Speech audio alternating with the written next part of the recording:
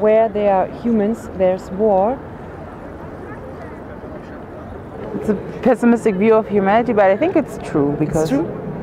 I have no faith in humanity. Never did, never will. Those beezy fantasizing Mars surely do, surely did, surely will. Whether Earth is 1+1 good or 1+1 bad, or Mars is not red, black or white enough. Whether Earth is 1+1 near or 1+1 far, or Mars is neither here nor there, we fail. Whether Earth is 1+1 soon or 1+1 sorry. Oh my gosh. Whether Earth is 1+1 soon or 1+1 late, or Mars is still yet, however, unknown. History now and future taste the same blood. I have no faith in humanity.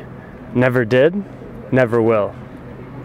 Those beezy fantasizing Mars surely do, surely did, surely will.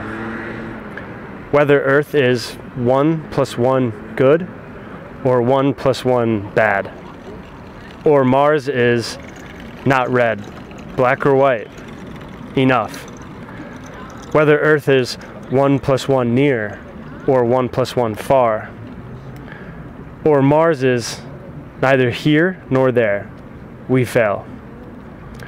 Whether Earth is 1+1 soon or 1+1 late, or Mars is still, yet however, unknown. History, now and future, taste the same blood. It's very mathematical and scientific, is the first reaction. There is the question about the universe, who we are in the universe, our scales in the universe, about the time also. It doesn't really make sense to search for another world while destroying this one, because we will destroy everything, so humanity won't really change the dynamic and what we're going through. Maybe we will destroy the other planet too, so we have to solve our problems on this planet, on this Earth, because we have only one Earth.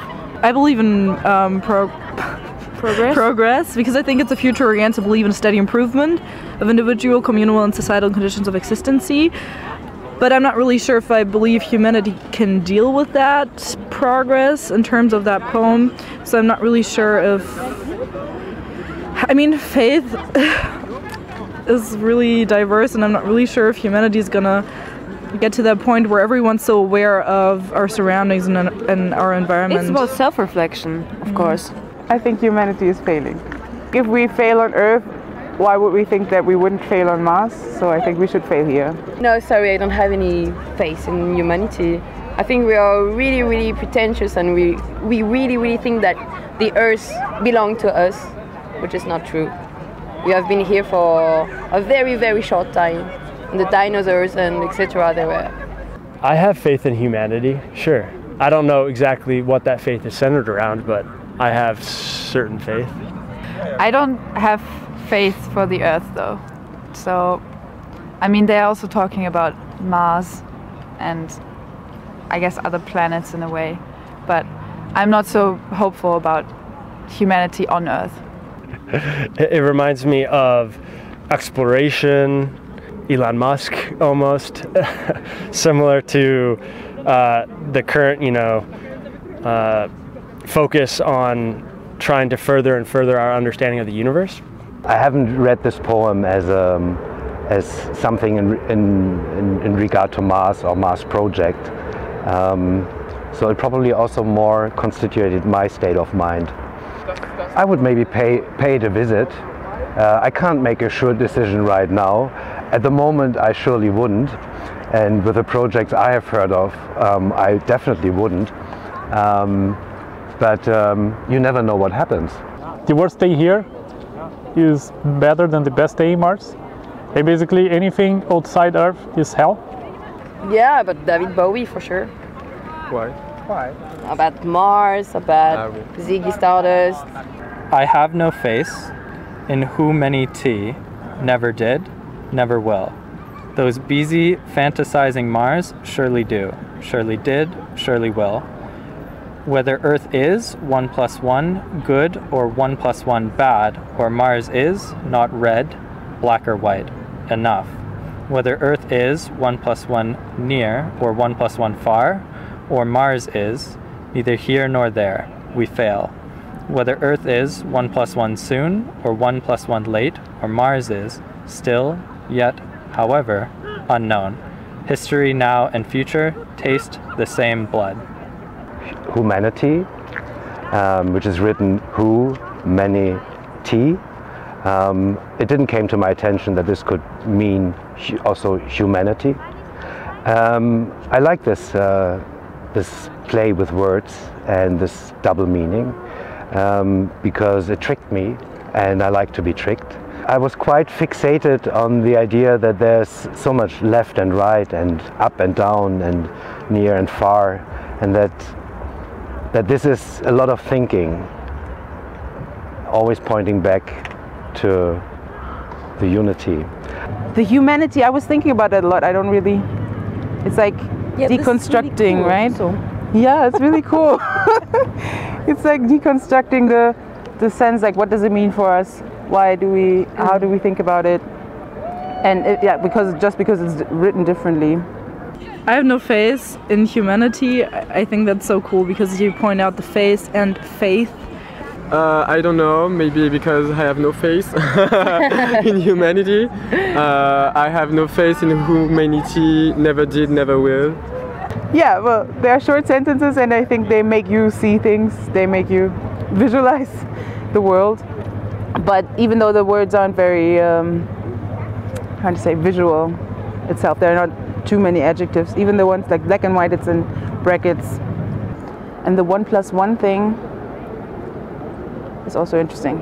I don't know. It's like a scientific, it's like numbers in a text. Yeah, you were saying with the balance? Yeah, I think so. It's also like black or white, 1 + 1. It's always like a kind of balance. And I also love the stylistic device of comparing. And also you use alliterations, surely, Yes. surely, surely, and repetition. So that's how you point out that this is really important to you. And you also play with numbers. I never saw this. And with different points of tenses, like surely do, did, and will. Yes. So you use past tense, present, and future. What's especially striking is the last paragraph because of the way it's written on the page. So that there's a lot of space in between and you kind of stop while you're reading it. I read contrasting points one after another, like whether Earth is good or bad, or Earth is near or far, or Mars is here nor there. I think you can sense a like internal conflict of trying to interpret many things at once and not really finding an answer to it. Yeah, the 1 + 1 good and 1 + 1 bad is cool. 1 + 1 is near or 1 + 1 is far. This reminds me of Advaita teachings where there's too much thinking sometimes, and this poem reminds me that everything is equal and that there's a big equilibrium altogether, and that humanity sometimes thinks too much and puts things too much into relation to themselves. And this poem reminded me of the spaciousness which is around us and within us. And to switch from one side to the other, from near to far, from here to there, just reminds me that everything is the same and that there's only one. History, now and future taste the same blood. This again goes for me back to the Advaita teachings, where past, the present and the future are made of the same thing, which is the now, one moment. When I think on blood, it's like the smell and the color. Blood, it's really like, it's also pessimistic, I think. Or blood, it's for me murder, or I don't know, death, or accident. Or the same blood, always with war and failings and so some. Taste the same blood, history and future. So the future won't, the history, no, sorry. Okay, hold on. I think you want to say that the future isn't really different to what was in the past, and that's why they taste the same blood, because the outcome is probably going to be the same? Oh, I haven't referred to, I haven't associated it with war or bloodshed. I associated blood more as matter, as a substance, as something all is made of, probably also in a metaphorical sense, and that history now and future are made of the same thing. To me, blood being alive, I don't know. is synonymous with death to me, and I think throughout history and in our current life and in the future, everyone will meet the same fate of death, which is tied to blood, potentially. But I think there's another way to look at things. There's a certain angle to say, what's the point of doing anything, because we all die, and often to our own species. But there's another way of looking at life out of curiosity and interest of learning about more things and just trying to figure out who we are and what we stand for without much aim at all.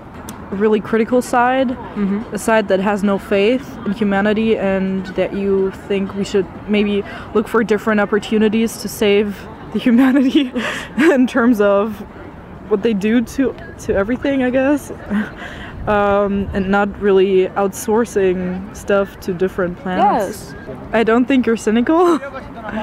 I would say that you're questioning about something that we don't necessarily have the answer for, but you use words that show that you're sure about your point of view.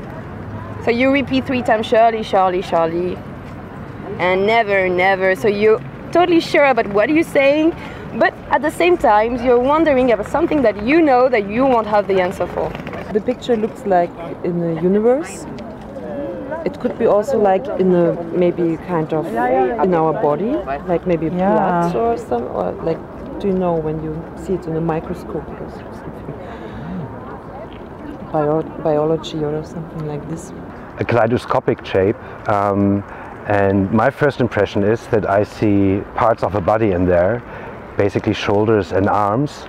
So it reminded me of a video project I did on myself where I used porn and with kaleidoscopic effects, and the bodies started to merge into each other and created a very interesting pattern made out of flesh, and I can see something similar here. This is what I see in this image.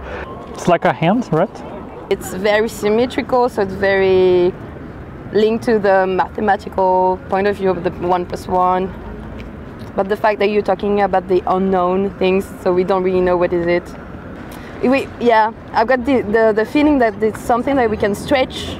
So you're talking about 1 + 1 near, 1 + 1 far, so we don't know until where is the things, because I don't know what is it. Where does it stop? That everything is made out of the same thing. There's a grid, a web, a potential, and that forms come out of this potential to manifest themselves as up and down and left and right and near and far. So there's a connectedness in this image. Things are connected with each other.